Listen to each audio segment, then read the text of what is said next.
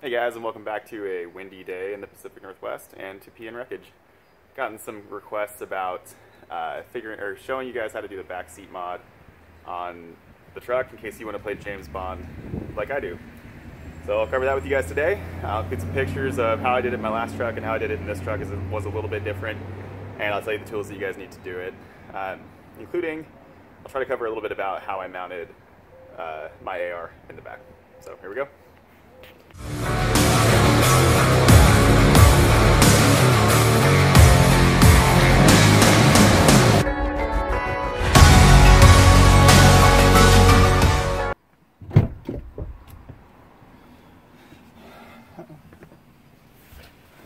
Alright, there are two things you need really to do this mod, just to do the mod. Like as far as how you mount whatever, rocket launcher, whatever you mount back there, that's a different conversation, and I'm happy to talk about that too. But just in terms of getting the backseat mod done, here's what you need.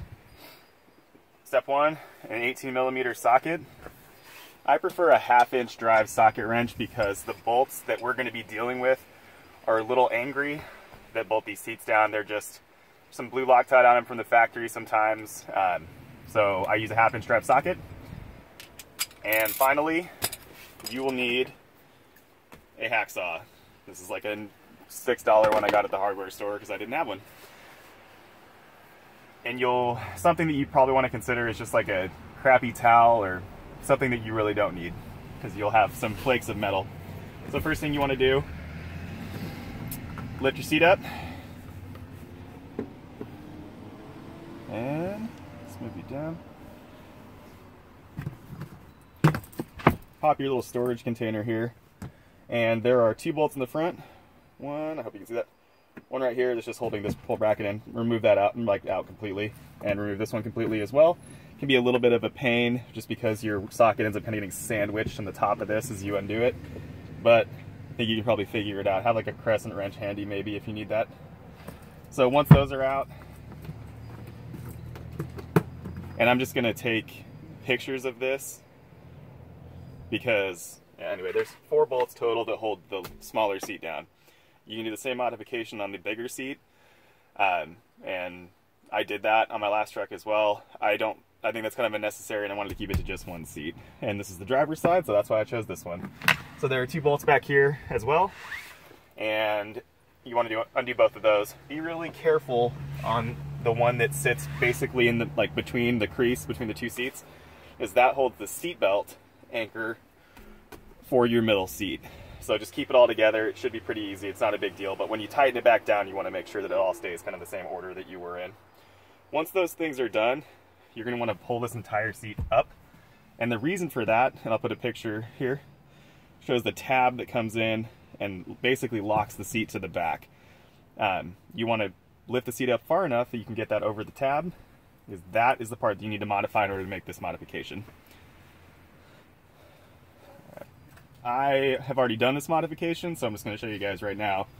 But you want to pull the seat so it's a little over a 45-degree angle, and then just rip the back. That is the back of mine, and that is my AR-15. I'll get you some more shots of that as well. Alright, so you guys saw the picture. I'll show it one more time just so you have it handy.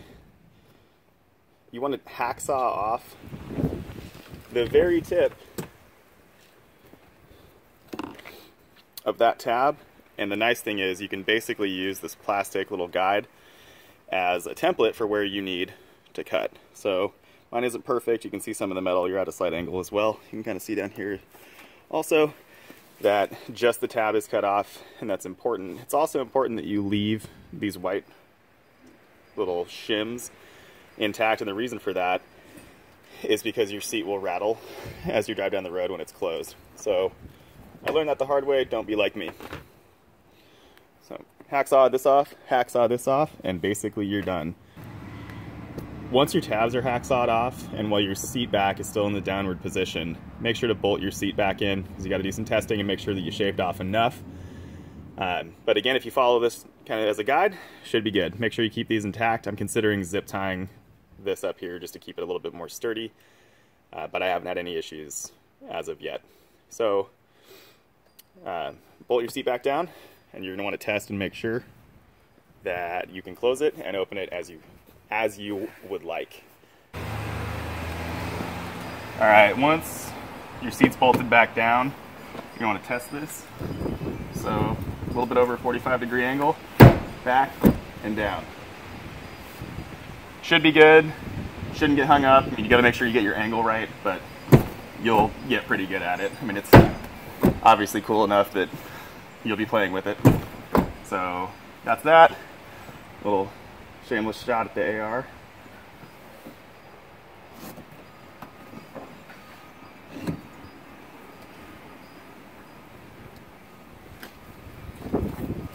And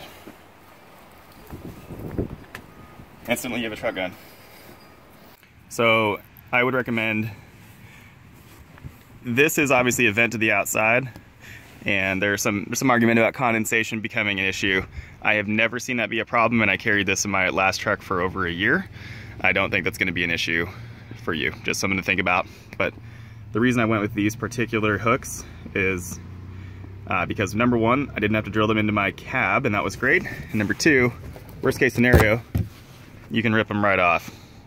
It's that like 3M super material, like super Velcro, and they pretty easily pop back on. I mean, it's not something I want to do every time, but if you're in like a shit hits the fan situation, as unlikely as that is, it's nice to be able to just kind of grab and go. So, and that's back on. All right, guys, so I recognize that not a mod for everybody, but I think it's super clean. I think it frees up some space. And if nothing else, give a place to put your headrest that you can also take off to increase visibility out the back window. I really like it. If you have any questions or want to know anything more about it, let me know. And I've carried anything back there from Remington 870 12-gauge shotgun to full-size AR-15 16-inch barrel rifle to my AR pistol here. All right, thanks for watching, and I'll see you guys next time.